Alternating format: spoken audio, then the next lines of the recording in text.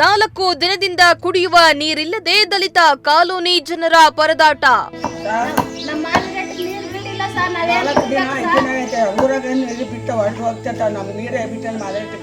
ನೀರು ಬಿಡದ ಅಧಿಕಾರಿಗಳ ವಿರುದ್ಧ ಮಹಿಳೆಯರ ರೋಷಾವೇಶ.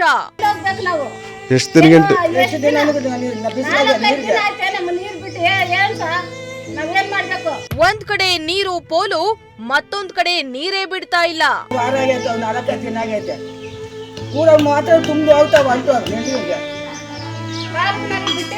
ದಲಿತರು ಅಂದ್ರೆ ಅಧಿಕಾರಿಗಳು ನಿರ್ಲಕ್ಷ್ಯ ತೋರ್ತಾರೆ ಅನ್ನೋ ಮಾತಿದೆ.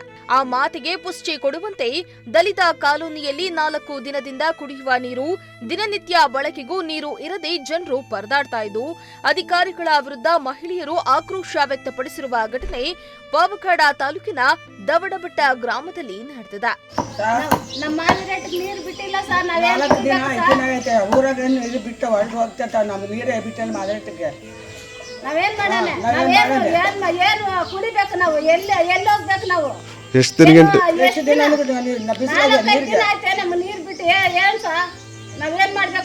ಕುಡಿಯೋಕ್ಕೂ ಸಮೇತ ನೀರಿಲ್ಲ. ನಾವು ಕೇಳ್ಕೊಂಬ ನಾವು ನೀರೇ ಬಿಟ್ಟಿಲ್ಲ ಸರ್. ವಾರ ಆಗೈತೆ, 4 ದಿನ ಆಗೈತೆ. ಊರ ಮಾತ್ರ ತುಂಬ ಹೋಗ್ತಾವ ನೀರಿಗೆ ಬಿಟ್ಟಿಲ್ಲ ಸರ್ ನೀರು. ಪಾವಗಡ ತಾಲೂಕಿನ ದವಡಬೆಟ್ಟ ಗ್ರಾಮದ ದಲಿತ ಕಾಲೋನಿಯಲ್ಲಿ ಸುಮಾರು 4 ದಿನದಿಂದ ಕುಡಿಯಲು ದಿನನಿತ್ಯದ ಬಳಕೆಗೆ ನೀರು ಬಿಡ್ತಾ ಇಲ್ವಂತೆ. ಇದರಿಂದ ಇಲ್ಲಿನ ನಿವಾಸಿಗಳು ನೀರಿಗಾಗಿ ಪರಿತಪಿಸುವಂತಾಗಿದೆ. ಈ ಕಾರಣಕ್ಕೆ ಅಲ್ಲಿನ ಮಹಿಳೆಯರು ಅಧಿಕಾರಿಗಳ ವಿರುದ್ಧ ಆಕ್ರೋಶ ವ್ಯಕ್ತಪಡಿಸಿದ್ದಾರೆ. ತುಂಗಭದ್ರಾ ಯೋಜನೆಯ ನೀರು ಬಹುತೇಕ ಗ್ರಾಮಗಳಲ್ಲಿ ಕೊಳವೆ ನಲ್ಲಿಗಳ ಮೂಲಕ ಟೆಸ್ಟಿಂಗ್ ಮಾಡಲಾಗ್ತಾ ಇದೆ. ಇತ್ತೀಚೆಗೆ ಕೇಂದ್ರ ಸರ್ಕಾರದ ಅನುದಾನದಲ್ಲಿ ಮನೆಗೊಂದು ನಲ್ಲಿ ಎಂಬ ಜೆಜಿಎಂ ಯೋಜನೆ ಪೂರ್ಣಗೊಂಡಿದ್ದು, ಗ್ರಾಮದಲ್ಲಿ ಬಹುತೇಕ ಮನೆಯ ಬಳಿ ನೀರು ಪೋಲಾಗ್ತಾ ಇರುವುದು ಒಂದ್ ಕಡೆಯಾದ್ರೆ, ಇನ್ನೊಂದ್ ಕಡೆ ಕಾಲೋನಿಯಲ್ಲಿ 4-5 ದಿನಗಳಿಂದ ನೀರಿಲ್ಲದೆ ಪರದಾಡ್ತಿದ್ದಾರೆ. ಇನ್ನು ಈ ಸಮಸ್ಯೆಯನ್ನ ಪಿಡಿಒ ಗಮನಕ್ಕೆ ತಂದ್ರು ಕ್ಯಾರೆ ಅಂತ ಇಲ್ಲ ಅಂತಾರೆ ಮಹಿಳೆಯರು.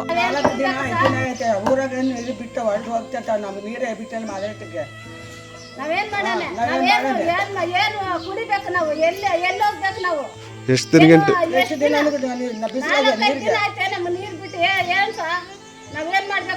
ಕುಡಿಯೋಕ್ಕೂ ಸಮೇತ ನೀರಿಲ್ಲ.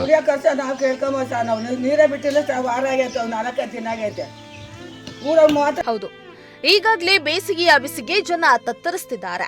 ರಾಜ್ಯಾದ್ಯಂತ ಬಿಸಿಲು ಜನರ ನೆತ್ತಿಯನ್ನ ಸುಡ್ತಾ ಇದೆ. ನೀರಿನ ಅಭಾವ ಎದುರಾಗುವ ಮುನ್ನವೇ ಅಧಿಕಾರಿಗಳು ಎಚ್ಚೆತ್ತುಕೊಳ್ಬೇಕಾಗಿದೆ. ಇನ್ನು ಪಾವಗಡ ಅಂದ್ರೆ ಮೊದಲೇ ಬರಡು ಪ್ರದೇಶ, ನೀರಿನ ಅಭಾವ ಹೆಚ್ಚಾಗಿರುವ ಪ್ರದೇಶ. ಇಂತಹ ಪ್ರದೇಶದಲ್ಲಿ ನೀರಿನ ಸಮಸ್ಯೆಗೆ ಅಧಿಕಾರಿಗಳು ಮುಂದಾಗಬೇಕಾಗಿದೆ.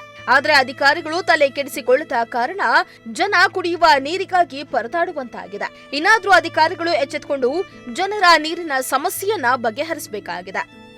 ಇಮ್ರಾನುಲ್ಲಾ, ಪ್ರಜಾಶಕ್ತಿ ಟಿವಿ, ಪಾವಗಡ.